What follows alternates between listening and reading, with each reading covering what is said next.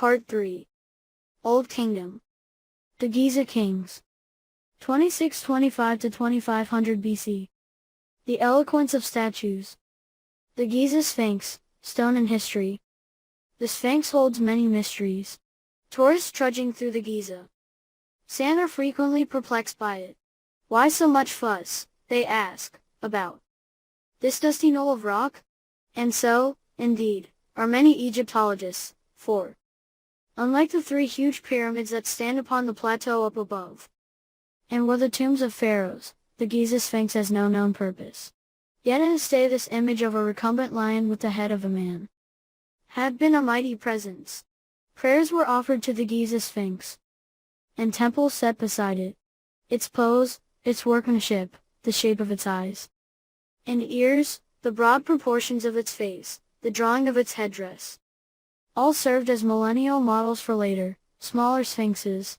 At the command of pharaohs, emperors and kings, its considerable bulk was freed from drifting sands and its eroding stone restored.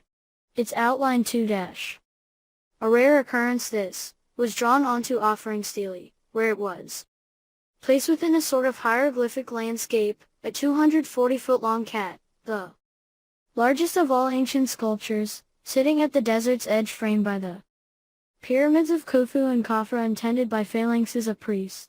Then, after several more millennia, the monstrous feline changed its size and sex, grew wings, and flew onto the Hampstead desk of Dr. Freud via neoclassical Vienna and Winckelmann's ancient Greece.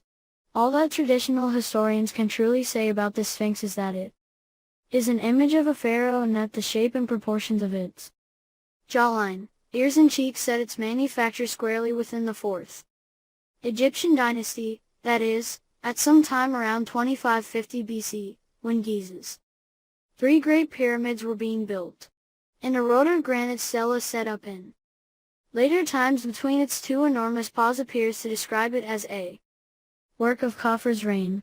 Yet it does not seem to have been a part of the architecture built to accompany his pyramid, for when Khafre's masons built a splendid granite temple close to the Sphinx and laid a causeway from that temple to the royal pyramid above, both the temple and its causeway had to be especially angled to accommodate the Sphinx, which, it may therefore be assumed, is older than either of those monuments.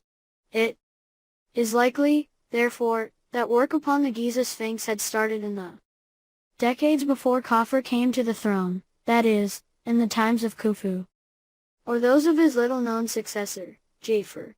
As for the point and purpose of that monument, however, all modern theories from those of crackpots to professors are based on little more than speculation in the literatures of later ages. So the Great Sphinx is a nameless product of the 4th dynasty of pharaohs, that archetypal and non-literary age whose pyramids token, like the Sphinx itself, an extraordinary obsession with work stone. The Sphinx, indeed, is carved from an isolated knoll of rock that stood in one of the pyramid builders' quarries. Certainly, the sculpture is a synthesis of works made in earlier millennia at far smaller sizes when Nile-side craftsmen had most beautifully modeled the languor and vitality of Thalians that roared in the darkness of the desert night. In the 4th dynasty of kings, however, beside the dusty quaysides of the Giza harbor and with the greatest labors of the Bronze Age underway on the plateau up above, sculptors had enlarged those earlier forms and set the head of Pharaoh on a colossal image of a lion. When the Sphinx was freshly finished, the great blocks of building stone that were destined for the pyramids on the plateau up above were being towed in lighters to the Giza harbor down a long canal running through the Nile-side marshes and the silty fields beyond. As you sailed into that harbor, with its busy mass of barges and stone-hauling gangs, the Sphinx's perfect human head would have stood high and calm above the noisy dusty dock, a gentle presence in the bright blue sky lit from the surrounding pavements as if by some faint light from beneath the sea. From the beginning, the ancient people of the lower Nile always ordered and described their courtly culture in splendid images. The Giza Sphinx, we may be sure, was part of that complex visual system whose Images and architectures were already very ancient and so elaborately layered that we today who set our explanations into words can hardly grasp at their complexity. That is why this golden sphinx, with bullet-riddled eyes and half-eroded smile, is a perfect metaphor for ancient Egypt. Khafre and the golden hawk. The hawk is a steadfast bird, hour on hour, day by day, perched high on posts and trees. It stands watching for predators that would invade the nest. Chest puffed, claws clenched, hawk hieroglyphs had similarly guarded the names of the Egyptian kings since their beginnings.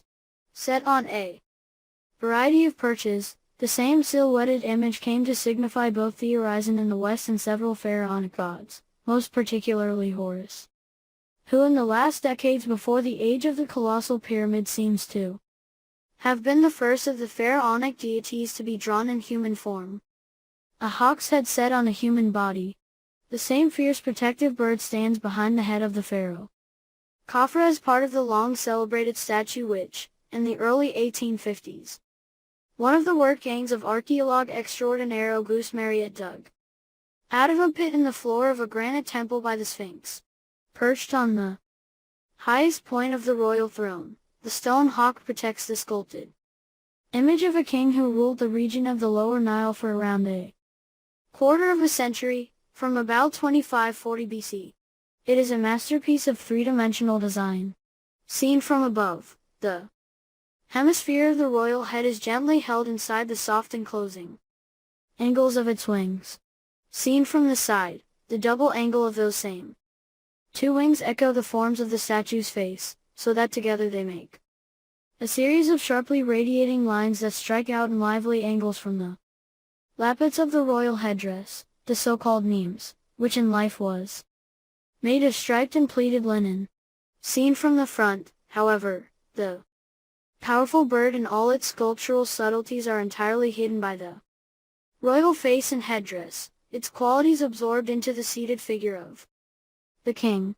And the statue seems to quiver, as if the gently smiling monarch is about to rise up from his lion-headed throne and swing a stony fist. In two short columns inscribed upon the statue's shining base, his name appears in hieroglyphics, Khafre, the golden Horus. Though seemingly far larger, Khafre's dark stone statue is in reality life-sized, an illusion created by the relative proportions of its parts. The feet, head and limbs are huge and heavy, the torso flat and narrow-waisted, the face enormous. In that sense and in common with others of its time, the statue may be said to be grotesque.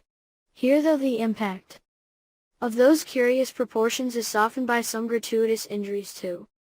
The stone, two missing parts of the thrown back and a damaged royal arm and leg, that when completed by a modern imagination, tend to thin down the statue's missing limbs and project its shoulders forward from the throne, as if Khafre were about to rise. From the first days of its rediscovery, this single image had seemed to encapsulate the power and order of that ancient state. So too, throughout pharaonic history, the making of such regal images continued to define the head of the pharaonic state with similar unspoken clarity. It had taken the sculptors of the Lower Nile millennia to attain the skills required to make such complex and enduring works as Khafre and the hawk. Like the Giza Sphinx, it was made during that period of transition which occurs in many sculptural traditions, when craftsmen begin to overlay the formalism of archaic and more abstract sculptures with a greater realism, when they begin to model details of human skin and muscle upon the surfaces of a version of the human frame whose poses, forms and proportions had long since been established, made in an age-old way, by slowly bashing out the sculpture's forms with rocks, then rubbing down those rough-made forms with stone and abrasive powders. The texture of the surface of King Khafre's sculpture is similar to that of human skin. Such processes give the work a quality not easily reproduced by modern tools, the dramatic exceptions being the small sharp lines such as those cut around its eyes and mouth, where, at a considerable cost to the craftsman's copper tools, a fine sharp edge has been produced with smart blows from a succession of small flat chisels. Here too, and this is a great rarity amongst such ancient sculptures. The royal face is perfectly preserved. So you may clearly see that the angle of its cheekbones and the proportions of its heavy thrusting jaw are similar to those of the Giza Sphinx. Here, though, unlike the Sphinx's damaged and eroded limestone, the statue's remarkable perfection serves to animate its dully shining stone. The dark green mottled gneiss from which Khafre's statue was extracted is only found in a small part of the Saharan desert, which is named now after the Greek version of Khafre's name as the quarry of Diorite. In desert sunlight, this stone emits a low blue glow, an effect that, though lost in the artificial lights of a museum, was surely seen by the sharp eyes of ancient prospectors and quarrymen when they had first stood amongst the custard yellow sand and sized up the ragged outcrops of the near black rock. These, then, the rocks and boulders of this unearthly metamorphic stone, were dragged along a specially constructed roadway to the Nile and shipped 600 miles north to Giza to be transformed into a wealth of works including King Khafre's matchless statue.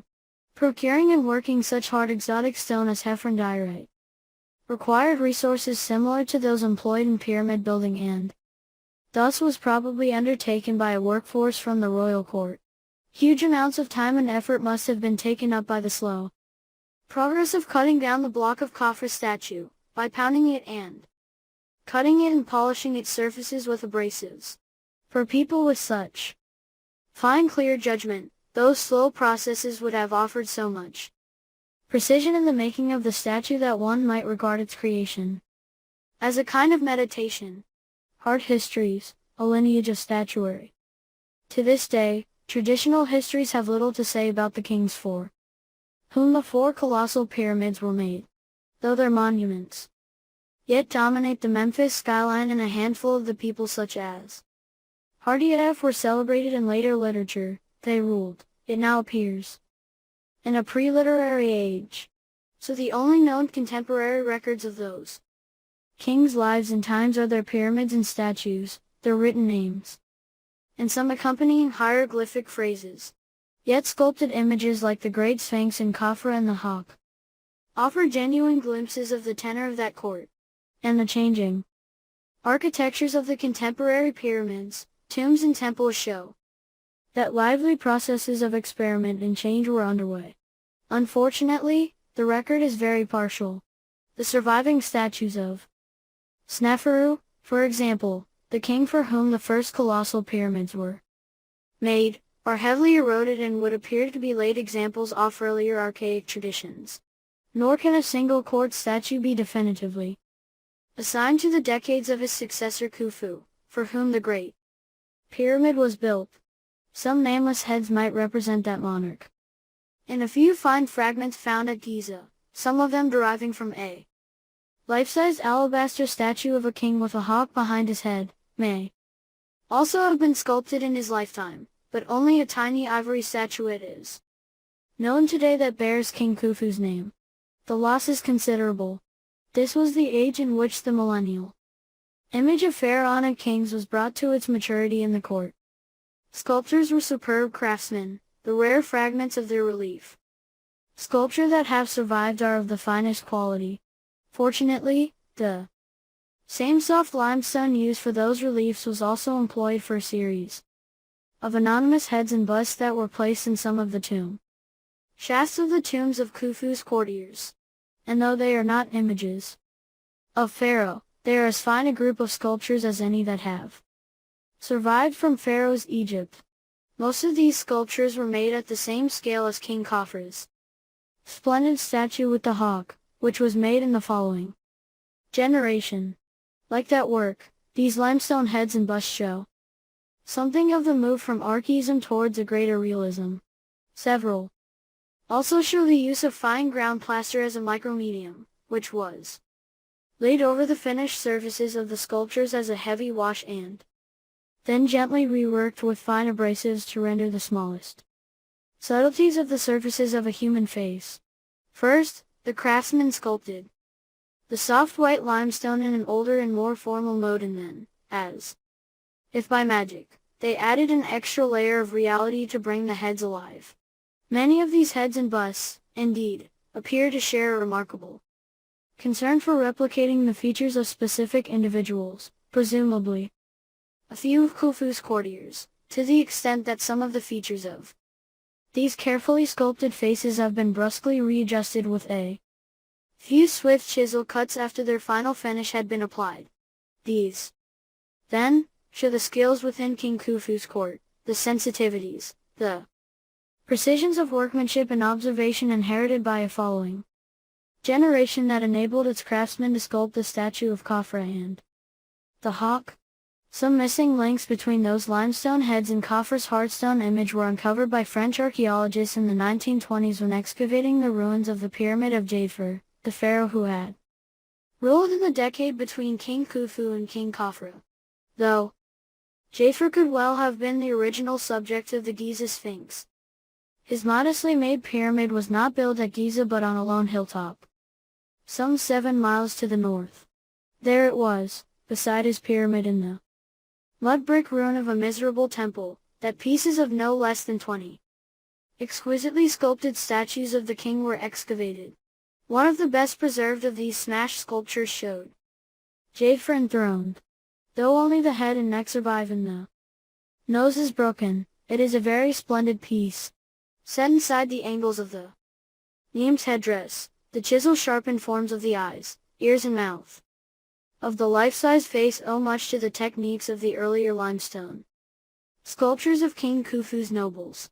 Here, though, the craftsmen have worked in red quartzite, a hard crystalline material from the quarries on the rocky outcrop of the Gabel Ahmar just a few miles to the east of THREEold's pyramid on the far bank of the Nile.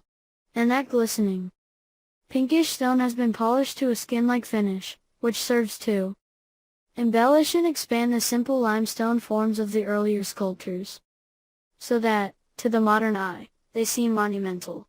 Like the Giza Sphinx, a cobra was set at the center of this sculpture's forehead, its rearing head and steadied by the languorous curves of its body as it runs back over the royal cranium. This is the so-called uraeus, the fire-spitting snake that will become a traditional identifying attribute of images of Pharaoh. King Khafre, who succeeded THREEold, may have been King Khufu's grandson. The right of succession, if such a thing existed in those distant times, is yet unknown, and the spare terms in the surviving funerary texts describing familial relationships are, by modern lights, ambiguous. What the monuments show, however, is that after the reign of THREEold the stoneworkers of the royal court returned to Giza and supervised the building of King Khafre's colossal pyramid, with its near 700-yard-long causeway and its 2 accompanying temples. There it was, at Giza, inside the lower of those 2 great temples, that Mariette's men found the splendid statue of King Khafre and the hawk. Not that it had stood alone. In the winter of 1909-10, when the German architect Uwe Holscher undertook the re-excavation and planning of that temple, he recovered hundreds of small fragments of other royal statues, all of which appeared to have been made in Khafre's time. The temple had been packed with statues. 4 huge hard stone sphinxes had sat at its 2 great entrance doorways, and dozens of others had been set up inside, including some 20 statues similar to the statue of Khafre and the hawk that Mariette's workmen had pulled out of a pit. These, it would appear, had been placed in rows around the 4 sides of a central open court, the diorite statues standing in semi-darkness on plinths of shining cream-colored alabaster and framed by huge square section beams and pillars cut from dull red granite. Some small choice pieces of Khafre statues, heads and faces mostly, in a variety of stones and sizes, seemed to have escaped Holscher's workmen or were extracted from the sanded temple before his excavations had begun. Most of these strays were sold upon the international market, though for many years the lower half of a splendid seated life-size Khafre statue in Heffron diorite had stood in an alleyway in Old Cairo, at the back of Hattun's Bazaar.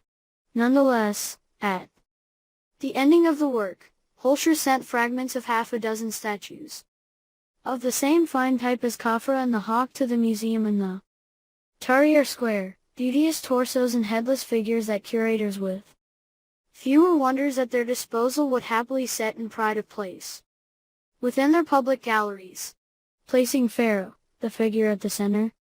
Though the sculpture of Khafre and the Hawk has come to exemplify the age in which the four colossal pyramids were built, beyond such grand monuments we know nothing of the man who sat upon that throne and little of his role within the state.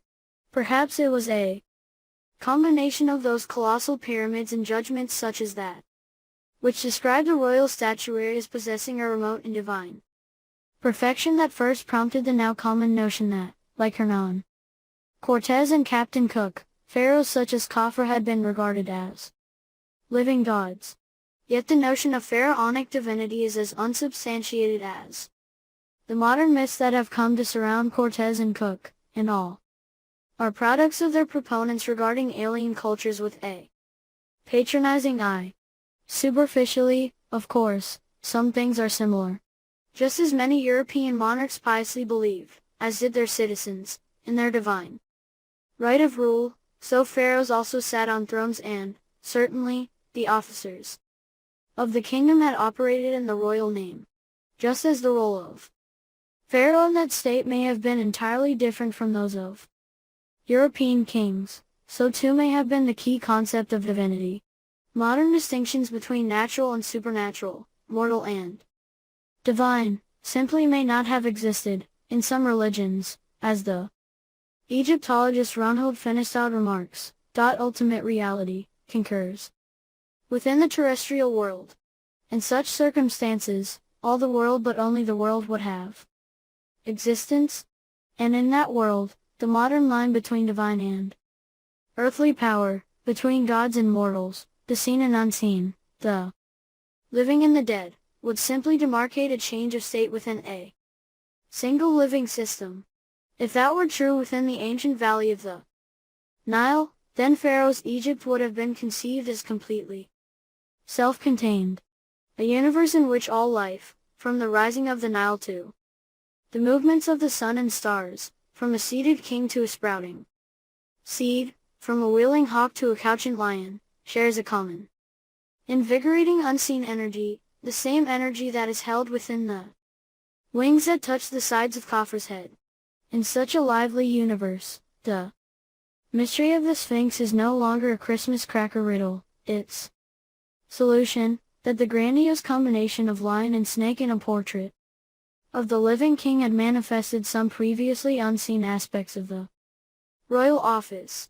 This conception of the world would explain why some of the names in the oldest surviving king lists are those of gods, for both the gods and humankind would have been conceived as different entities, seen and unseen, inhabiting the same living world.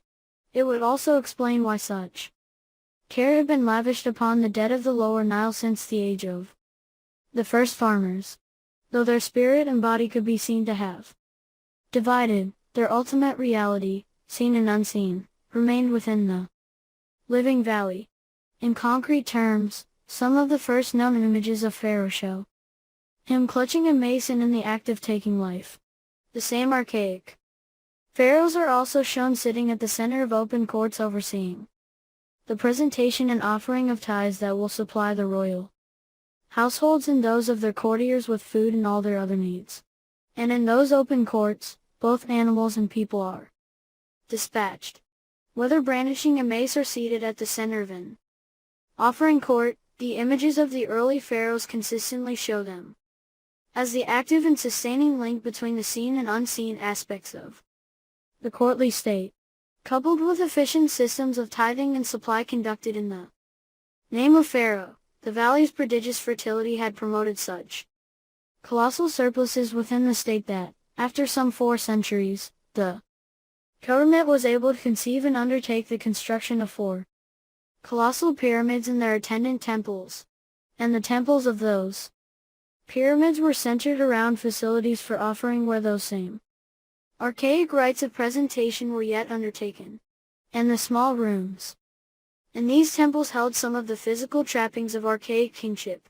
Surviving fragments of relief from the walls of those same temples temples where statues such as those of Sneferu and Khafre were set up show rows of bearers bringing produce from the royal estates as offerings to the royal cult of the dead kings whose carefully preserved corpses lay within the pyramids beyond.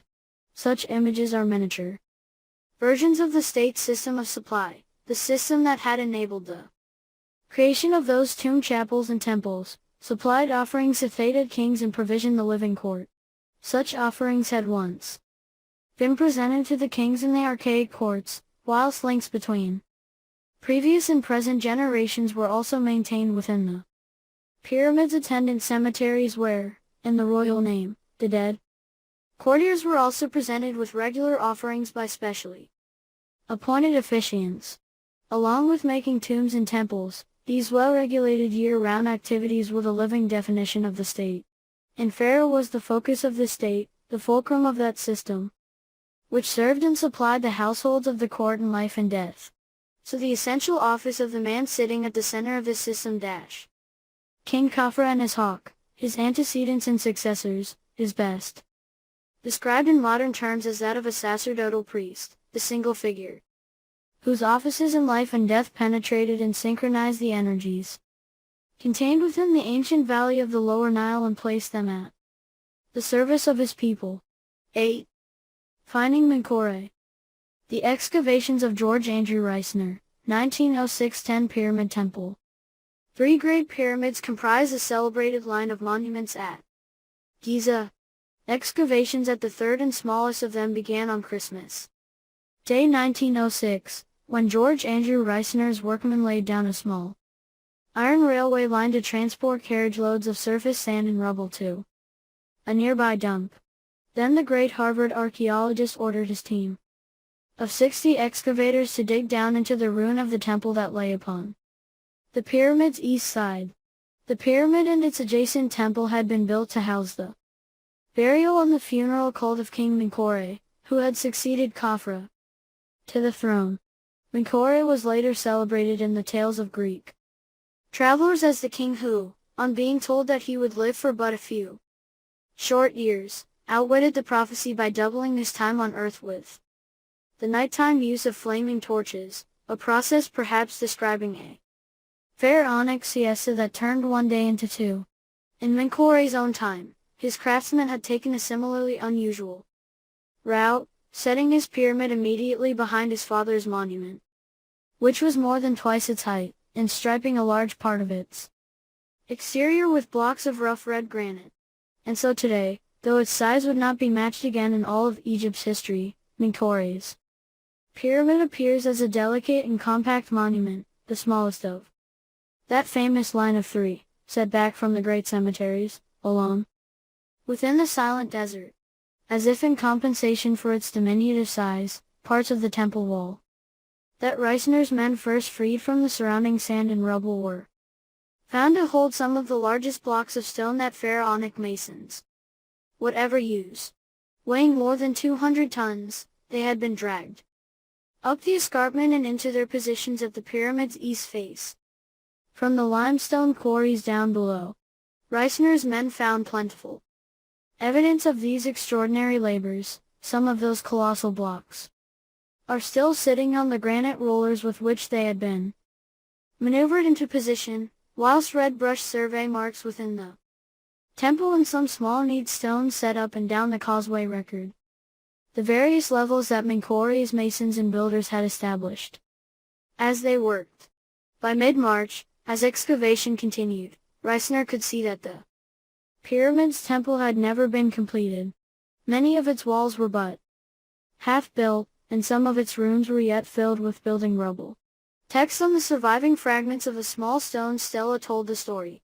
In Reisner's translation, in the manner of the times, the dead king's successor to the throne had completed the arrangements for his predecessor's burial and funerary cult, the royal builders finishing Menkaure's monuments in mud brick rather than in limestone, so as Reisner's men dug ever deeper into the wind-blown sand that filled the temple's corridors and rooms they found It darkened with silt from mud bricks that had part dissolved in desert downpours.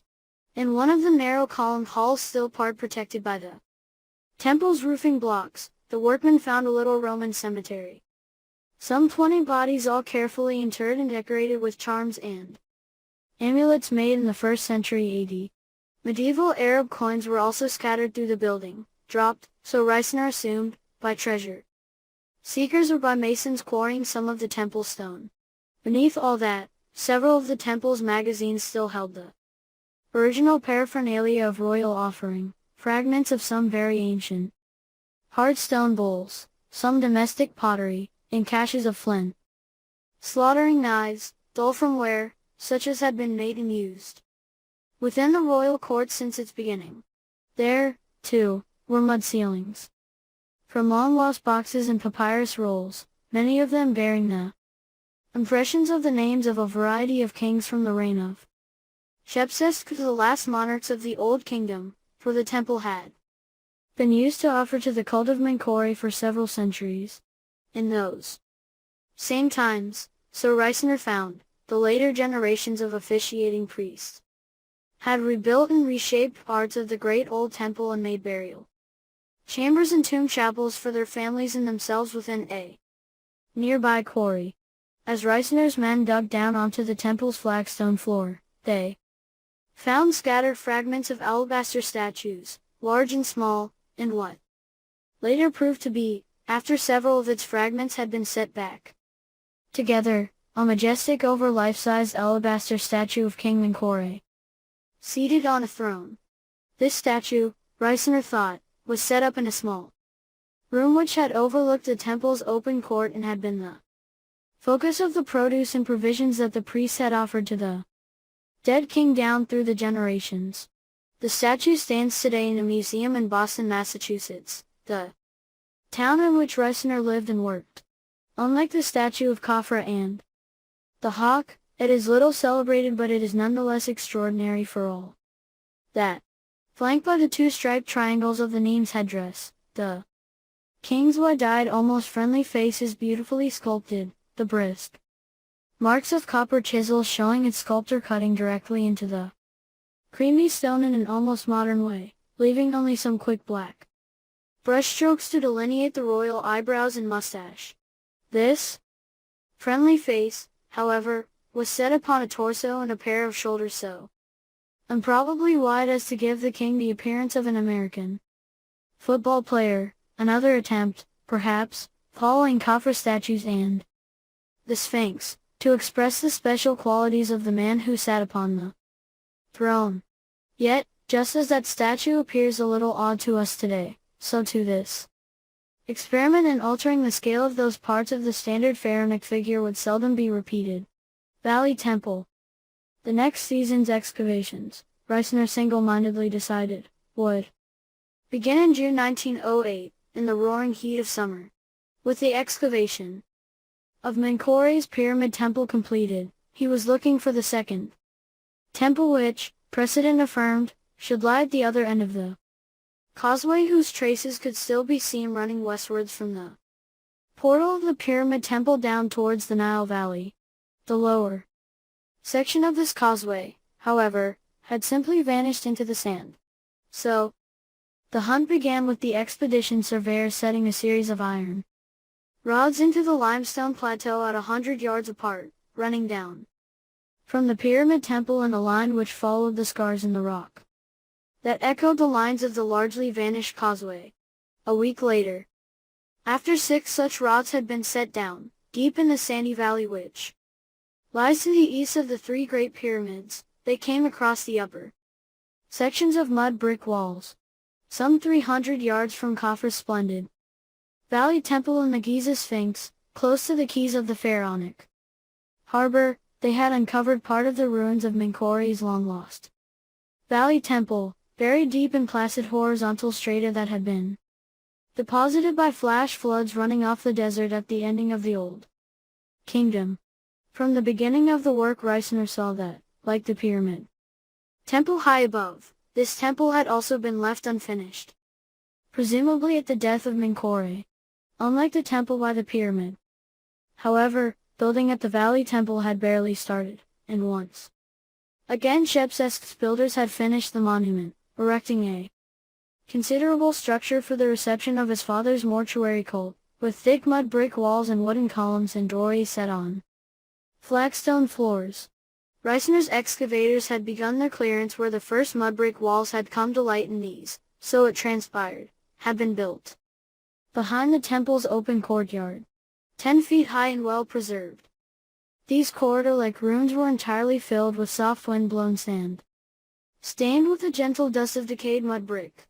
And there it was, deep in that fine dust, just 10 days after the excavation had begun, and close to the Nile's water table, that statues started to appear within those dank interiors, tilted and askew, stacked one behind the other and carved from gray-green siltstone. Each sculpted block held 2 or 3 exquisitely carved figures, some 4 and 5 feet high.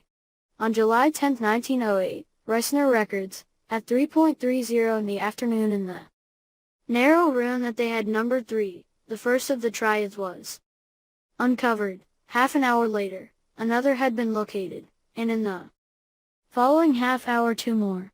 During the months that followed, as they excavated the entire temple, more fine sculpture and thousands of sculpture fragments were found, some of which, as their inscriptions showed, had been made in times both earlier and later than the reign of Menkaure. In one area, they found 12 unfinished sculptures in various stages of completion, and here, the craftsmen had stored their tools along with those uncompleted works, stone pounders for roughing out the hard stone blocks and tiny copper chisels to finish and outline the smallest forms. Altogether, it was the largest and most complete group of Old Kingdom royal sculptures ever found, the soft sand and dissolving mud brick storerooms having preserved many of those works in a state of near perfection. As soon as the statues were freed from the sand and silt, groups of Reisner's workmen, singing as they walked, carried the finest pieces in padded wooden slings to his nearby camp. In the division at the ending of the dig, and after considerable negotiations between the various colonial agencies who were controlling Egypt at that time, the great cache of sculptures was divided between the Cairo Museum and the Boston Museum of Fine Arts. Reisner subsequently devoted a second 5-month season to the further clearance of the temple, working through the winter of 1909 and into the spring of the following year. In the other narrow storerooms, buried once again in the compacted silt, they found quantities of objects that had been used by the temple priests and lain largely untouched since the last days of the royal cult. And they found masses of stone vases too, splendid specimens, many of them centuries old in the time of Menkaure and Shepseskh, and some of them, indeed, bearing the names of the first pharaohs. Wonders of a different order had come to light as Reisner's workmen had dug further into this desert time capsule. At the upper temple beside Menkaure's pyramid, they had excavated a central open court whose paving stones were smoothed by centuries of ritual, as generations of priests had presented the offerings of the royal cult. In the lower temple, however, those same priestly generations had built a dozen houses in its central open courtyard, tiny high-walled dwellings set higgledy-piggledy upon its splendid limestone floor amongst a maze of alleys, so that the entire courtyard, a paved rectangle of 20 by 47 yards, had been packed with various domestic necessities, with bedrooms and reception rooms, with ovens, animal pens, pottery workshops and clusters of rounded grain bins standing side by side like gatherings of mud cocoons, just as a little stone stela found in the excavations proclaimed. This had been the pyramid settlement of Menkaure and had thrived for centuries. The presence of this small community within the open court provided an explanation for the splendid statues that had been stacked up nearby in the temple's so-called storerooms, statues which, as Holscher's excavations in the nearby temple of King Khafre suggest, had once stood round the 4 sides of a central court. So as the open court of Menkaure's Valley Temple had been transformed into a priestly settlement. Its statuary had been carefully gathered up and stored in the temple's little rooms behind the open court. These substantial modifications to the royal architecture of offering had not signaled the ending of court involvement with this temple. Reisner found that in the Old Kingdom's final decades, some 3 centuries after its foundation, the temple had been changed again. Though the little settlement within its courtyard was left untouched, a massive rectangle of brand new mud brick had been set right around the temple, complete with a grand new entrance and a new small offering hall was built behind the houses of the settlement, with a row of 4 great wooden columns and 2 pairs of life-size alabaster-seated statues of King Menkaure. Though badly damaged, Reisner found large parts of those 4 statues still standing where the ancient builder set them, antique when they were placed in their new setting, for they were surely taken from the nearby sculpture storerooms. They yet held a considerable beauty. 9. Royal households, kings and queens, and the temples of Mycerinus. Reisner calculated. The Harvard-Boston expedition found 17 statues equal in preservation to the 13 already known of Dynasty 4, and in addition 15 statuettes. 5 of the 17 statues were practically perfect, and 2 were nearly complete, giving us 7 portraits of Mycerinus, 1 of the queen, and 8 faces of Hathor and the gnome deities. This was the largest hall of royal Old Kingdom statues ever to be found. The queen, to which Reisner refers, is one of 2 slightly under life-size figures of a perfectly preserved, though entirely uninscribed, dyad, in which a woman stands beside the figure of Aeneas wearing king who has the features of a man identified on the basis of several of the other sculptures as Menkaure. Reisner's gnome deities, alternatively, are sculpted images of both men and women wearing elaborate headdresses, whose forms are those of the hieroglyphic names of some of the geographic regions, the so-called nomes of ancient Egypt. In each of those fine sculptures, the figure of the king is named as Menkaure upon its base and is flanked on one side by a gnome deity and on the other by the goddess Hathor, the mother of Horus, and thus a goddess with very close connection to the ruling monarch. 4 of these triads were recovered in near-perfect condition along with fragments of several others, whilst other similar pieces had already appeared on the antiquities market before Reisner had begun his excavation. Originally, so it has been suggested, there had been 8 of these fine groups, 1 for each region that later in pharaonic history would have a special connection with Hathor. An alternative suggestion is that there had once been more than 40 of them, 1 for each pharaonic gnome. At all events, those that have survived are remarkable and rare sculptures in the first known examples of their type.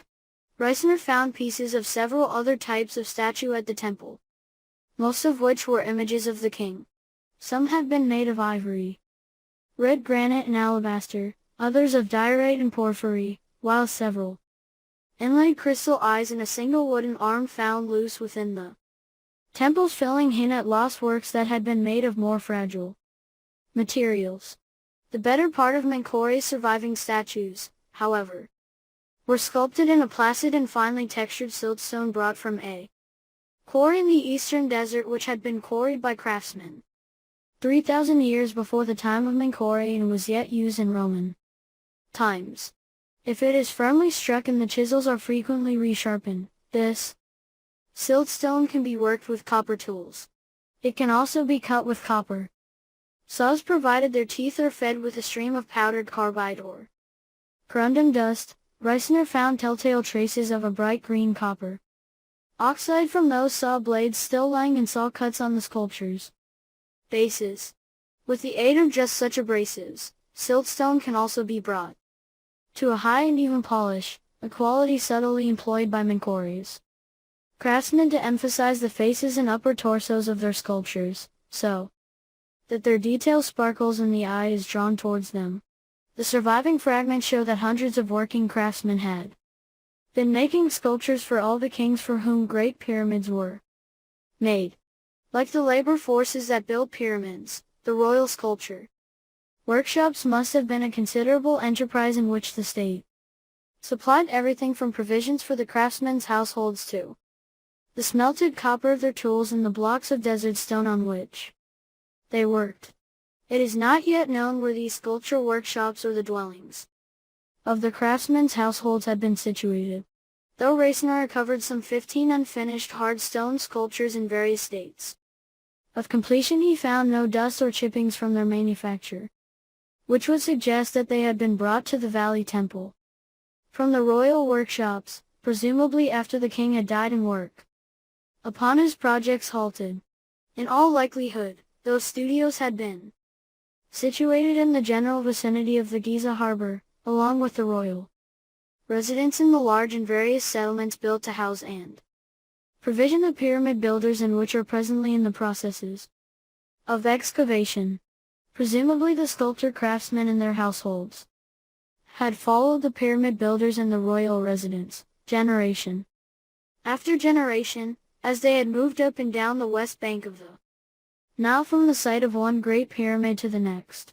This scenario is supported by the consistency and quality of the surviving royal sculptures which, though the contemporary pyramids are some 20 miles apart, are all products of a century-long sculptural tradition that held within it a characteristic range of techniques and of drawing, along with a developing royal iconography and a standard set of royal poses. In no way, however, was this a sculptural tradition in a Western sense, not a part of an improving journey towards the imitation of a kind of naturalism in which successive generations endeavored to make works of art that look more real than before. Nonetheless, some changes were made within those generations that appear to have been based upon aesthetic choice. Earlier archaic craftsmen, for example, had generally sculpted the heads of their human subjects at a larger size in relation to the rest of the human body than that of later times. To that extent, at least, Sneferu's sculptures and those of some of his successors represent a relatively new and more realistic canon for the human figure.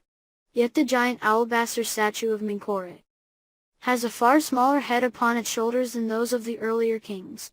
In similar fashion, the heads of some of the sculptures of King Menkaure also appear less abstract, less formal to the modern eye than the earlier head of Khafre with his hawk. They are so realistic, even, that they appear to represent the king in youth and middle age.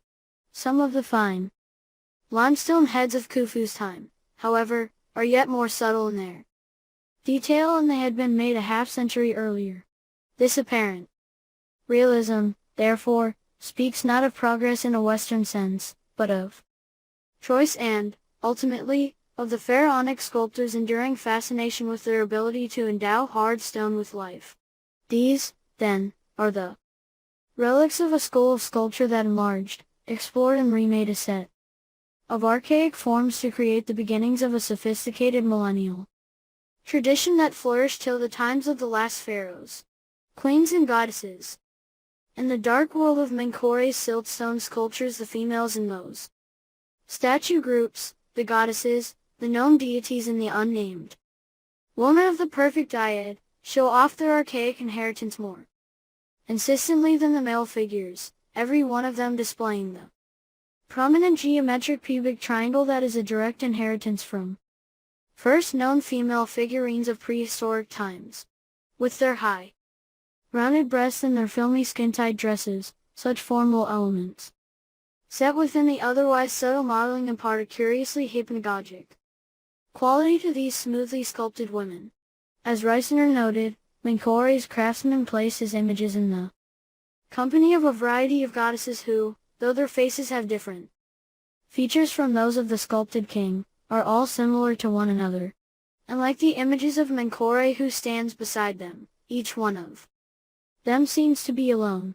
For most of the figures in these sculptured groups have been made at different sizes, half life-size to almost full life-size figures appearing side by side, giving a curious impression of their isolation that is further emphasized by the slight turn of many of the figures' heads, which makes them appear as if they are moving away from each other.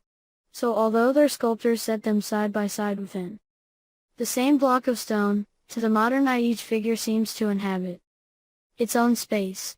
Adding further to this sense of separation, every one of these sculpted figures is set upon an individual axis that runs right through its center, a technique of stoneworking which provides most ancient Egyptian images with a profound sense of symmetry and stillness. That is why, when the arms of one of those isolate stone women are sculpted so that they reach out so to embrace the king, the gesture seems electric.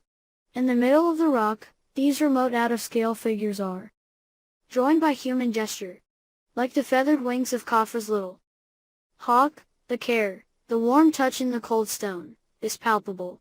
In a craftsman's act of superrealism, an instinctive gesture reaches out through time, through vagueness and confusion, as those women seem to present the figure of the king as might a proud mother set down her child before a family gathering. Mortal and immortal. Inscriptions in the cemeteries beside the Giza pyramids tell that those most splendid monuments were not only made for male courtiers such as Hardiedev but also for women, for so-called queens, princesses and queen mothers. Confusingly, some of these women's names were employed for generation after generation, whilst the translations of their epithets and titles are not nearly as precise as some of their translations would suggest. So names alone cannot pinpoint a specific individual, whilst translated affiliations such as king's wife or king's mother should not be automatically employed as they often are, in ways that would horrify the genealogists of Burke's peerage or the Almanakta Gotha. Rather than representing physical interrelationship or, certainly, the relationships in modern marriage, such epithets appear to have been used as they often are in other societies, including our own, where terms like mother and son might stand for mother-in-law or friend or a picturesque variety of other designations. At the same time, however, the accumulation of those epithets within the cemeteries, their constant naming of the king and the placing of the tombs, suggests that they had housed the burials and cults of a group of men and women who appear to have been members of a single household, the household of the king. Royal households were durable institutions from the time of Sneferu and the first colossal pyramids down to the ending of the Old Kingdom. Throughout that 4-century span, the surviving records appear to indicate that the throne had moved between diverse branches of a single household. Nothing is known of this household's domestic arrangements. Traditionally, historians have graded the royal women, who are more numerous than men, according to the size and number of their monuments and the translations of their inscriptions as a king's wife and or mother, or as a minor wife who might also be termed as fancy takes, a concubine, a member of the harem and, even, a sub-wife. At all events, the numbers and interrelationships of those named and buried within royal cemeteries shows that the royal household was not a family unit in the manner of the households built in the courtyard of Menkaure's Valley Temple, nor, indeed, does it appear to have been the same as those within the households of contemporary courtiers, given that the numerous monuments of the royal women hold none of the titles which appear in the tombs of male members of the royal household or those, indeed, of male courtiers. It appears that they had no stated role in court affairs or government administration. Nonetheless, within the Giza cemeteries of Khufu's time their names are more frequently recorded than those of the male princes, the so-called queen's tombs taking up the best part of the space beside the royal pyramid. Traditionally described as great queens, 3 of these women appear to have been buried in the row of 3 small pyramids, each one with its own diminutive temple, that stand beside King Khufu's great monument, a pattern that is repeated alongside the pyramid of Menkaure. At Giza, then, the continuing power and presence of some of the women of the royal household was marked by mighty tombs and nourished in ritual offerings in their temples. Perhaps the powerful Presence of women in the royal cemeteries not only stemmed from a personal association with the living king but also from the awareness that the force of life, the force of society itself, which the works of the court craftsmen so insistently celebrate, is the vital product of both sexes.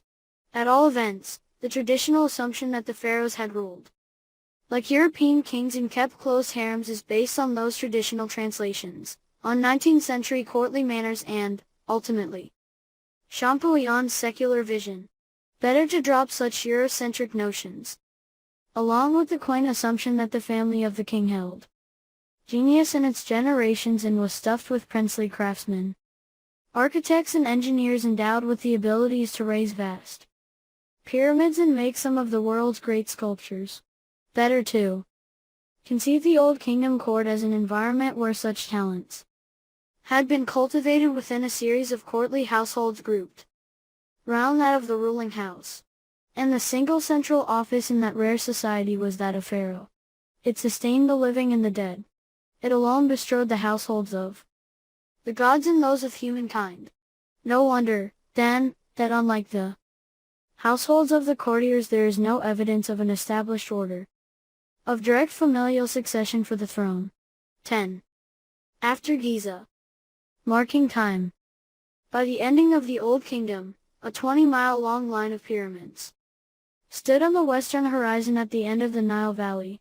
From the stepped silhouettes of the earliest pyramids to the smooth shining magnificence of the colossal monuments of Sneferu, Khufu, and Khafre, and the smaller pyramids of later kings, each one of those royal tombs had been a separate enterprise for a different king and was the product of a series of events in passing time. These pyramids, therefore, marked the arrival of a different kind of time within the ancient valley of the lower Nile, a fresh representation of its passing from that held within the prehistoric settlements where time had been measured by the movements of the sun and moon and stars, the annual processes of flood and drought, sowing, growth and harvest. The royal sculptures of the pyramid-building kings share the same new sense of time, whereas generations of prehistoric craftsmen had made generic images whose forms had hardly changed down through millennia. The craftsmen of the Old Kingdom court made different images for every king, yet the ancient scribes do not appear to have written individual histories for them, nor did they bother to record their lineal descent, such records as survive serving only to record the years of individual reigns. To that extent at least, the pharaonic state, its kings and queens, its gods and goddesses, maintain the rhythms of prehistoric life within the region of the Lower Nile. Continuity, after all, was fundamental to the concept and identity of the offices of Pharaoh, and its fundamental expression was the form of the royal pyramid. At the same time and with considerable care, scribal chronologers compiled lists of the names of successive pharaohs. A later example of just such a list is the so-called canon that Champollion discovered in Turin. Similar records had been compiled since the days of the first pharaohs, and in the centuries after the four colossal pyramids were built. Some of the information held in those early records, along with brief accountings of some of the court's activities, were set into lengthy lists engraved on slabs of stone, the Palermo Stone and other annals. The most celebrated fragment of the ancient king lists, the so-called Royal Annals, is an irregular piece of diorite known as the Palermo Stone after the Sicilian town in whose museum it somewhat mysteriously resides. Just 17 inches high and a foot wide, the relic came from the collections of Antonio Salinas, a classicist, who took part in several excavations on that perfumed island in the last decades of the 19th century. How he had acquired his greatest treasure is unrecorded. Where originally had that stone stood? Did Salinas find it during an excavation?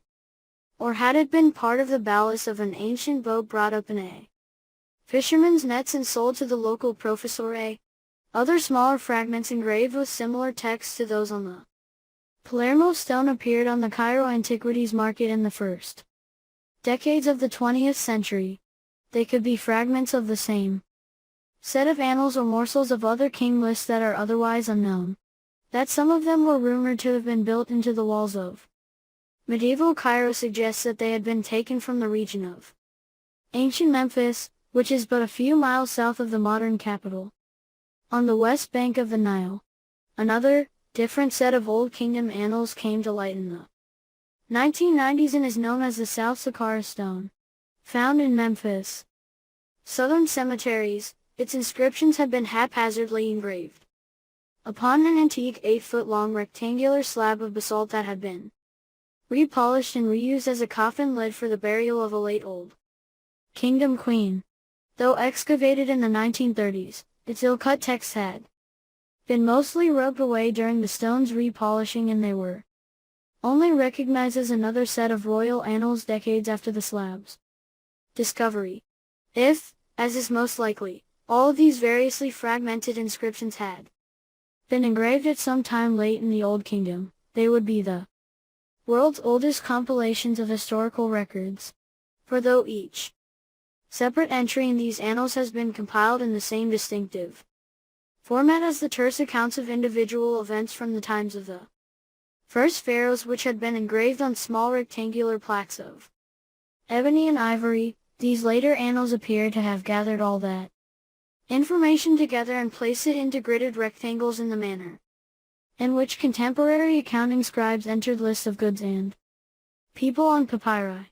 First, the name of every individual king was set at the top of a section of the grid, each king's name having been placed within the grid in the order in which he had reigned. Underneath those royal names, further sets of horizontal lines were subdivided into equally sized rectangles, each one of which represented a year of an individual's rule. These held spare descriptions of court events that had taken place during that time. Underneath those lines of yearly records, further short texts set into another narrow register listed the height of each year's inundation, the single essential forecast in that rainless land of the coming harvest, and thus of the resources that the court would have at its disposal. Given that translations of such archaic texts differ widely in interpretation, and that what survives is very fragmented, a rare near intact example of an entry on the Palermo Stone, a record of a year of Sneferu's reign, holds something resembling the following information.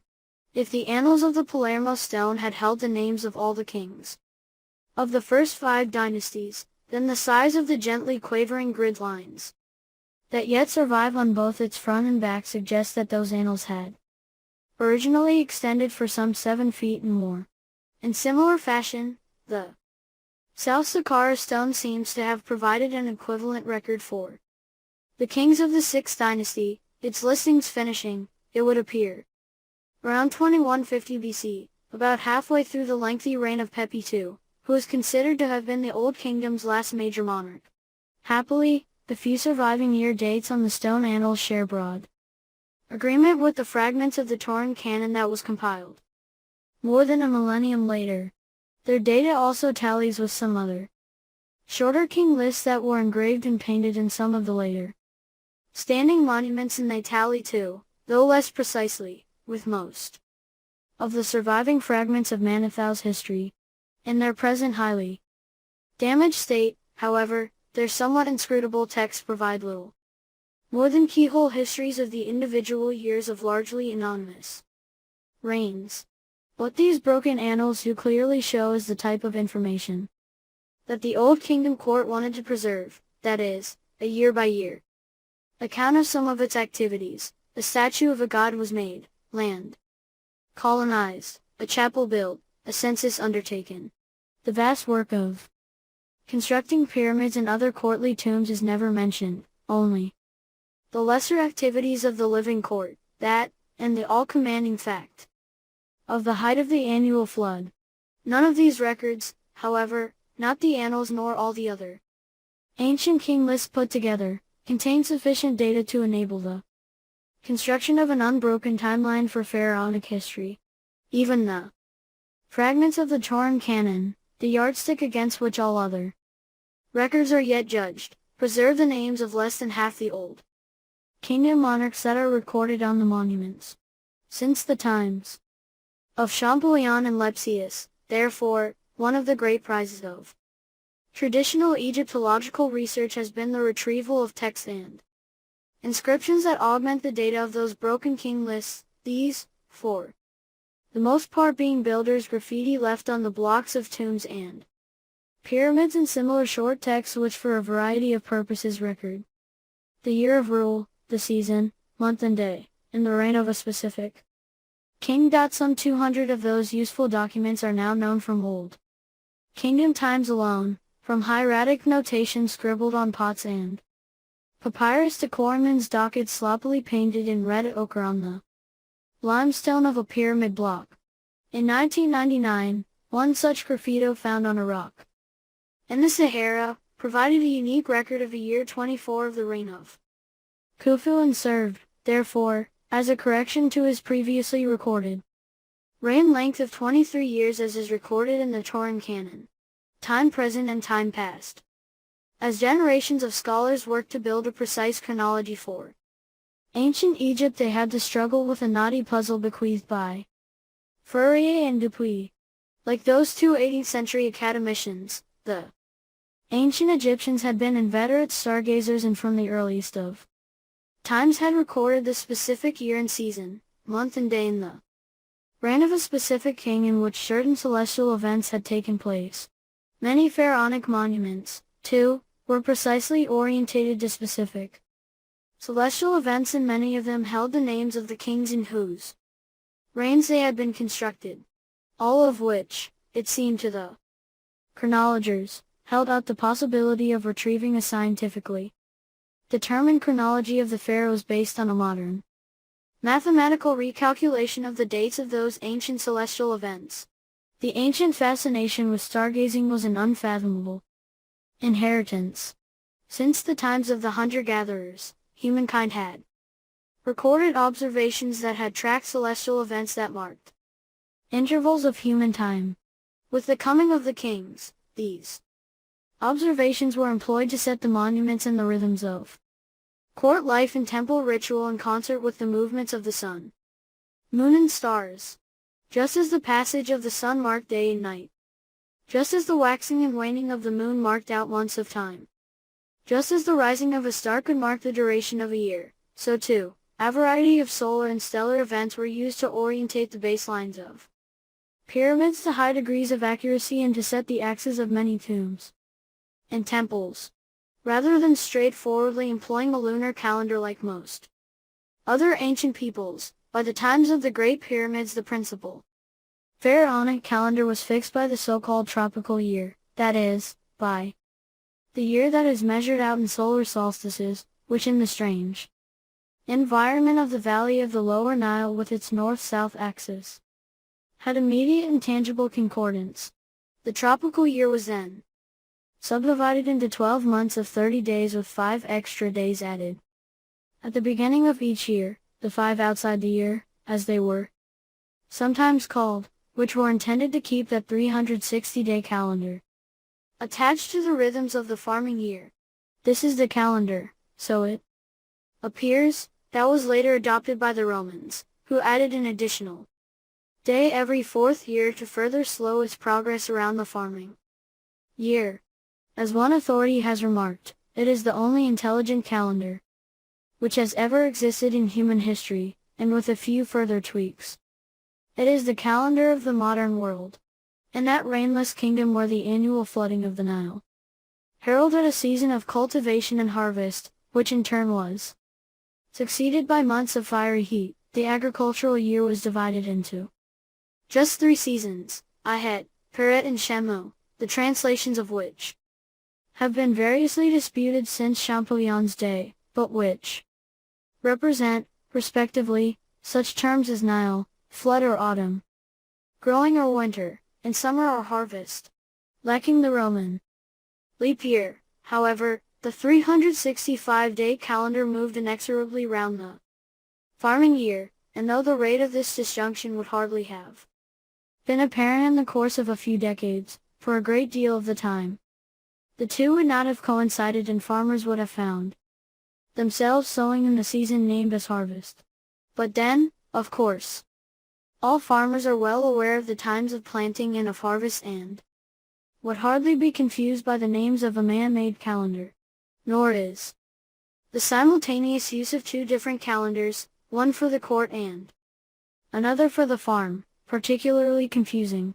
Christmas, for example, is a solar festival, and so it travels around the modern week. Easter, on the other hand, a traditional time for planting in the Christian world, is determined by the phases of the moon and fixed to a 3-day period at the ending of a week. The farming year along the lower Nile was also marked by other celestial events. The rising of Sirius, for example, the brightest of all stars, is but briefly seen in the early morning of one day in every year, before it fades away as the sun lightens the dawn sky. This remarkable event occurred around the same time as the beginning of the Nile's annual inundation, a connection that was recognized when Sirius was dubbed the opener of the year. So the heliacal rising of Sirius, as it is now called, was described in texts inscribed upon the walls of pyramids, where the rising of that star and the annual inundation of the Nile are both identified as aspects of the endless transformations, from death to life, of the dead kings, and the specific day and month of Sirius rising within the tropical calendar was frequently recorded, in temple calendars and in graffiti and on water clocks and papyri, beside the name of the living king and the number of years that he had ruled when the observation had been made. Yet Sirius' heliacal rising was never an infallible herald of the Nile flood. At Aswan in the south, the flood waters rose 10 days before their arrival in the region of Memphis close to modern Cairo, and then again the flood might be weeks early or weeks late in its long journey north. The day of Sirius' annual rising, moreover, changes according to the latitude at which it is observed, there being a 2 or 3 day difference between Aswan and ancient Memphis, which are some 500 miles apart. So like the festival of Easter, the observation of such cosmic events set the Egyptians gently, rather than scientifically, in tune with the universe's rhythms. Not Newton but the Nile. There is as well a considerable element of imprecision when observations of stellar events are made with the naked eye. The visibility and positioning of stars, especially those low down on the horizon, are subject to a range of climatic variations that can bend their light and make a precise observation of a recurrent event well nigh impossible. Even the phases of the moon can appear to vary in the eyes of different observers from between 28 to 30 days. Many of these imprecisions and ambiguities seem relatively small.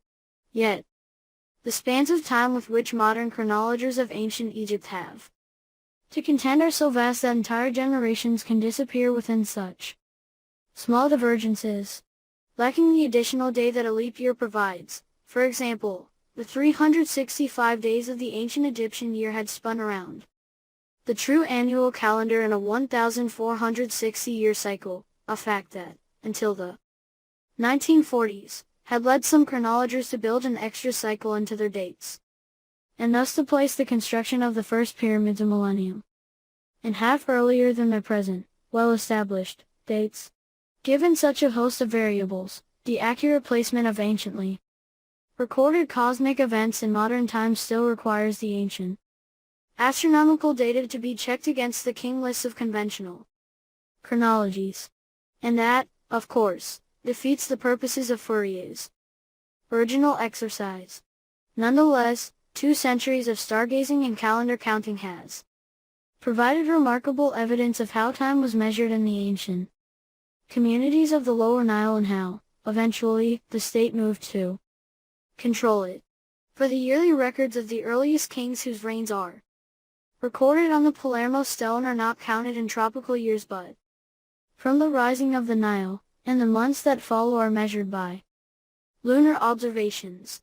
In archaic times, therefore, the beginning of each year could have been counted differently at separate locations and might well have been divided at those different locations into 11, 12 or even 13 lunar months, depending upon individual observations of the moon on the day that the Nile had been seen to start to rise and flood, or even the day that Sirius had been observed to rise.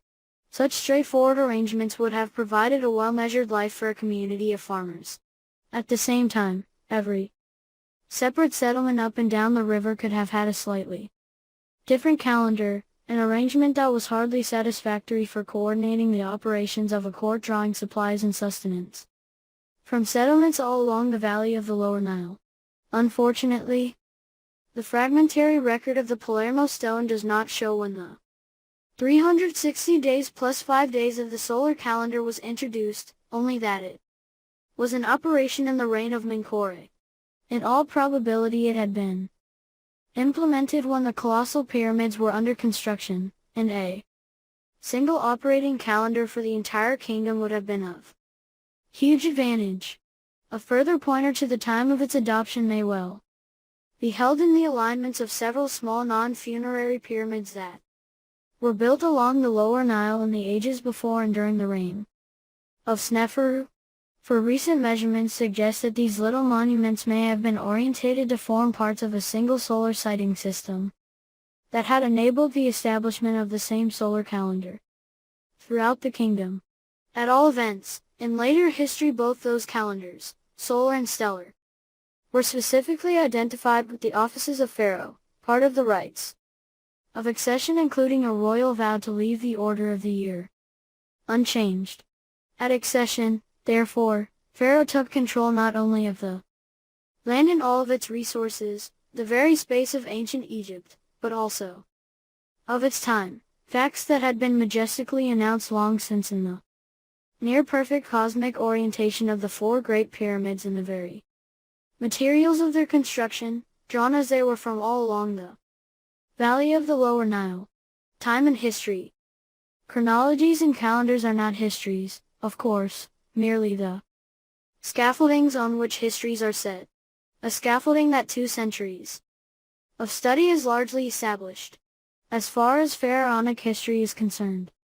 However, there is a crippling lack of data, so that traditional historians have had to shift as best they can, frequently constructing their narratives from accidental and quite random sources, odd scribbles on a rock, an inscribed axe head from a foreign riverbed, a building sequence in a line of monuments, extrapolations from texts that for the most part are formal, formulaic and repetitive. In consequence, the resulting histories are reminiscent of the party game in which different people write single lines of text each ending with the words and then onto a folded sheet of paper, which is then unfolded and read out as if it were a genuine continuous narrative. Most historians, of course, tell stories based on cause and effect, on progressions and declines, the narrative of and then, thus constructed. Traditional histories of ancient Egypt provide the impression that its history had been similarly driven. Setting pharaonic history numbered years BC/AD simply adds to the seductive illusion of an underlying narrative of progress. It even seems to confirm a direct link to more modern histories. This, then, many yet believe, is real history, a bird's eye view, an evolutionary overview. As far as Pharaoh's Egypt is concerned, however, the resulting histories do not reflect the unfolding story of that courtly culture as it is held in its surviving relics, but, by treating the scanty fragments of the remaining evidence as if they were items in a single story, descend into simple cliché and compress whole generations. They are the products of a narrow vision.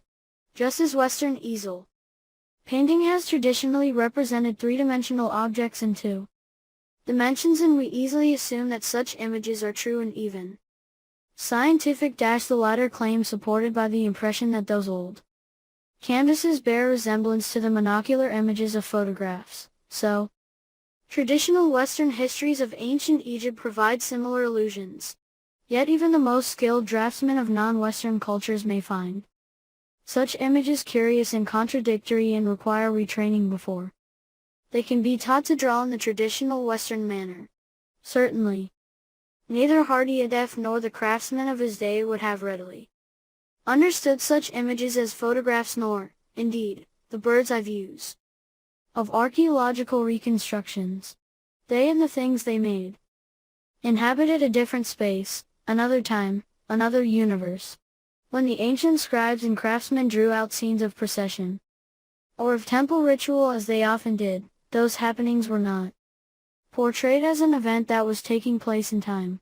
This was not a Newtonian world, where time equates with a progress through space. Pharaonic narratives, alternatively, show different aspects of an event, with images of its various protagonists set side by side. Nor are those images framed in narrative sequence as in a strip cartoon. There are no befores and afters, no causes and effects, no narratives of progress.